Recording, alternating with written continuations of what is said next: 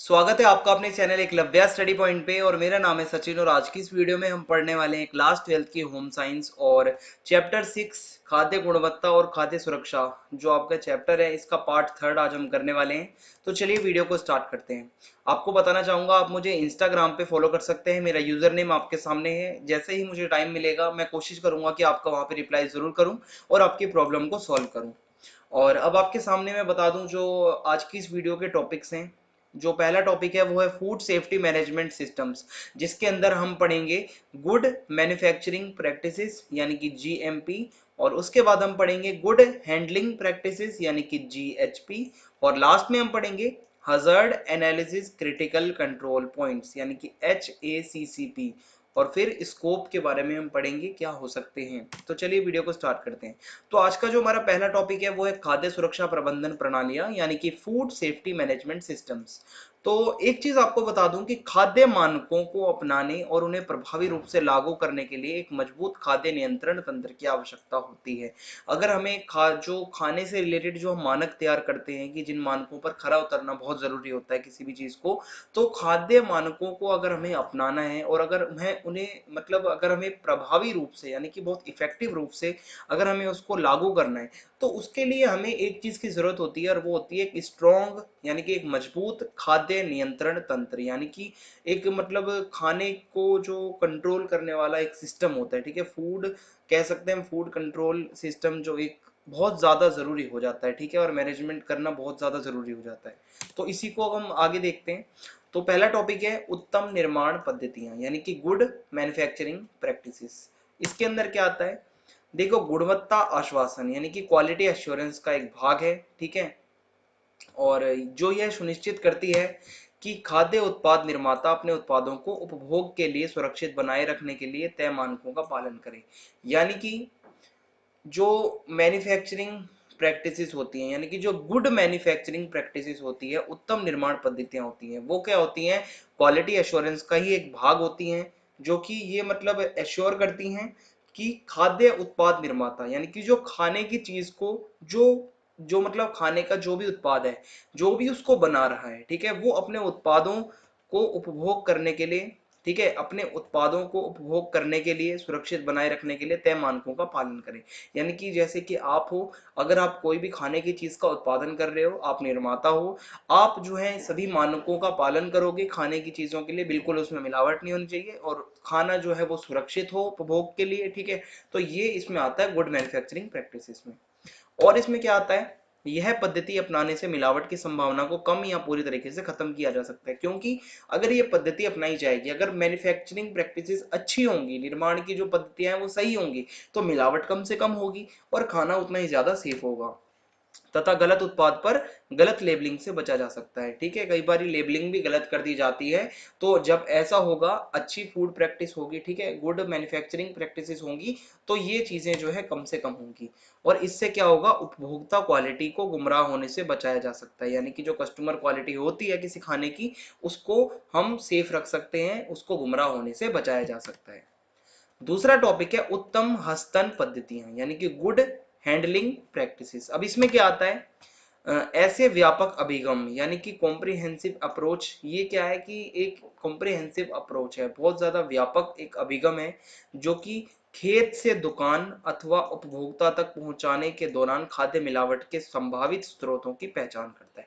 यानी कि जो कच्चा पदार्थ होता है, जो भी जो खेतों से आता है, वो दुकान तक या उपभोक्ता तक जब पहुंचता है, उसके दौरान, ठीक है, उसमें कोई भी चीज की मिलावट ना हो। और मिलावट कौन से स्रोत कर सकते हैं, उनकी पहचान करना इसका काम होता है। और ये बताता है कि खाद्य मिलावट के खतरे को कम करने के लिए कौन कौन से कदम उठाए जाने चाहिए। यानी कि गुड हैंडलिंग प्रैक्टिसेस से क्या होता है कि ये चीज हमें बताती है कि खाने के अंदर जो मिलावट होती है उसका खतरा कम से कम करने के लिए क्या कदम हम उठा सकते हैं और कौन कौन सी विधियों को अपनाना चाहिए। इसके बाद अगला टॉपिक है संकट विश्लेषणात्मक महत्वपूर्ण नियंत्रण बिंदु यानी कि hazard analysis critical control point. अब इसमें क्या आता है, यह खाद्य पदार्थ का उपभोग के मतलब यह खाद्य पदार्थ का उपभोग के लिए सुरक्षित होने का आश्वासन देने का एक साधन है। यानी कि जो खाने की चीज़ है उसको जब हम इस्तेमाल करेंगे और वो चीज़ बिल्कुल सेफ होगी, इस चीज़ को एश्योर कौन करता है, आश्वासन कौन देता है, hazard analysis critical control point करता है। और खाद्य निर्माण, ठीक है, खाद्य निर्माण और भंडारण के लिए एक उपागम है, ठीक है, ये क्या है, एक अप्रोच है जिसमें किसी खाद्य उत्पाद के निर्माण में इस्तेमाल होने वाली कच्ची सामग्री यानी कि जो रॉ मटेरियल है, जो भी खाने की चीज़ है उसके निर्माण में जो भी कच्चा माल लगता है तथा जो निर्माण की प्रक्रिया है, जो पूरी मैन्युफैक्चरिंग का जो प्रोसेस है, उसके हर चरण पर ध्यान दिया जाता है। ठीक है, इसमें क्या किया जाता है, पूरा एकदम ध्यान से देखा जाता है कि कहीं भी एक तो कोई भी मिलावट ना हो, और जो खाना या जो भी खाद्य उत्पाद बनाया जा रहा है उसके अंदर जो इस्तेमाल हो रही है कच्ची सामग्री, रॉ मटेरियल, और कैसे निर्माण की प्रक्रिया चल रही है, इस पूरे पर हर एक स्टेप पे ध्यान रखना इसका काम होता है। और इसमें क्या होता है, ताकि रोगजनक सूक्ष्म जीवियों यानी कि जो मतलब बीमारी फैलाने वाले बैक्टीरिया होते हैं और अन्य खाद्य संकटों के विकास में सामग्री तथा प्रक्रिया के योगदान की क्षमता का आकलन किया जा सके। ठीक है, इसमें मतलब यही देखा जाता है कि जो बीमारी फैलाने वाले बैक्टीरिया होते हैं और जो और भी खाने से रिलेटेड जो कुछ संकट होते हैं, ठीक है, वो मतलब इसमें बिल्कुल बहुत ज़्यादा कंट्रोल हो सकते हैं। और इसमें निम्न को सम्मिलित किया जाता है। ठीक है, इसमें अब ये जो चीज़ होती है जो मैंने आपको बताया कि पूरा एकदम आकलन किया जाता है, अच्छे से देखा जाता है। अब इस पूरे प्रोसेस में क्या क्या किया जाता है, आइए मैं आपको बताता हूँ। सबसे पहले संभावित संकटों की पहचान, कि इसके मतलब जो भी खाने की चीज़ है उसके अंदर क्या संकट हो सकते हैं, इसकी पहचान की जाती है। और उसके बाद कच्ची सामग्री एकत्र करना, ठीक है, उसके बाद उसका निर्माण करना, उसका वितरण करना, खाद्य उत्पादों का उपयोग करना, और आहार श्रृंखला के प्रत्येक चरण के समय होने वाले संकटों की संभावनाओं का आकलन और संकटों के नियंत्रण के लिए उपाय बताना, क्या उपाय हो सकते हैं खाने की अगर कोई संकट होता है, ठीक है, उसके लिए। तो ये सब इसके काम होते हैं। अब नेक्स्ट टॉपिक है लास्ट हमारा, खाद्य गुणवत्ता और सुरक्षा के क्षेत्र में जीविकाओं के अवसर, यानी कि क्या जीविका हो सकती है, फूड सिक्योरिटी और इसमें फूड क्वालिटी के जो मतलब स्कोप्स क्या क्या हैं। तो इसमें सबसे पहले खाद्य उद्योग की गुणवत्ता नियंत्रण प्रयोगशालाओं में विश्लेषक अथवा प्रबंधक के रूप में कार्य कर सकता है। जैसे मान लो आप हो, अगर आपको कोई कहे कि ये जो आपने ये सब पढ़ा, फूड क्वालिटी, फूड सेफ्टी, इसके अंदर आप इस चीज़ की पढ़ाई करके आपको क्या फ़ायदा होगा, आप आगे जाके इसमें क्या करियर ऑप्शंस आपको मिलने वाले हैं। तो इसमें आप क्या कर सकते हो, जो खाद्य उद्योग, जो मतलब खाने के जो उद्योग होते हैं, ठीक है, उनकी जो है क्वालिटी जो चेक करते हैं, ठीक है, जो कि मतलब एक्सपर्ट्स होते हैं, आप उसका काम कर सकते हो। जो मैनेजर्स होते हैं उसका काम कर सकते हो। और सार्वजनिक और निजी क्षेत्रों की, यानी कि गवर्नमेंट और प्राइवेट दोनों ही क्षेत्रों में आप जो है खाद्य परीक्षण प्रयोगशालाएं जो होती हैं, ठीक है, जो लैब्स होती हैं, वहाँ पे आप खाद्य निरीक्षक, ठीक है, आप जो है मतलब जो निरीक्षण वगैरह कर सकते हो। इस चीज़ की आपको मतलब आगे करियर में आपको अपॉर्चुनिटी मिल सकती है।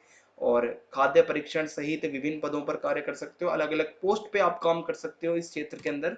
और क्या हो सकता है इसके अंदर, HACCP जो मैंने अभी आपको लास्ट में पढ़ाया था, इसके अंदर आप विशेषज्ञ के रूप में काम कर सकते हो, ठीक है, एक एक्सपर्ट के रूप में आप काम कर सकते हो। और लेखा परीक्षक का यहाँ पे गुणवत्ता प्रमाणीकरण, जैसे कि ISO प्राप्त करने के लिए परामर्शदाता के रूप में आप काम मतलब जो है आप काम कर सकते हो, यानी कि आप कंसल्टेंट बन सकते हो कि कैसे मतलब प्रमाण जो मतलब प्रमाणीकरण हो सकता है, ठीक है, और मतलब ये सब आप बता सकते हो, सलाह दे सकते हो। शिक्षण और शैक्षिक क्षेत्र में आप काम कर सकते हो, प्रोफेसर बन सकते हो इस चीज़ के अंदर, टीचर बन सकते हो, बच्चों को पढ़ा सकते हो इन चीज़ों के बारे में। और शोधा वैज्ञानिक लेखक, ठीक है, यानी कि आप शोध जो रिसर्च वगैरह जो होते हैं, जो साइंटिस्ट होते हैं, उन सब के मतलब स्कोप में आप जा सकते हो। और स्वैच्छिक संगठनों में विभिन्न पदों पर कार्य, अपना अगर खुद का कोई संगठन है उस पर आप अलग अलग पोस्ट पर जो है काम कर सकते हो। तो ये सारे यहाँ पे स्कोप थे जो मैंने आपको बताए। और वीडियो अगर आपको पसंद आई हो तो आप चैनल को सब्सक्राइब करना बिल्कुल भी ना भूलें, बेल आइकन दबा दें ताकि आने वाले वीडियोस के अपडेट आपको मिलते रहें। और वीडियो को लाइक करना ना भूलें, कमेंट बॉक्स में आपको बताना है वीडियो कैसी लगी, और वीडियो को ज़्यादा से ज़्यादा अपने दोस्तों में शेयर कर दें। जय हिंद, जय भारत, धन्यवाद।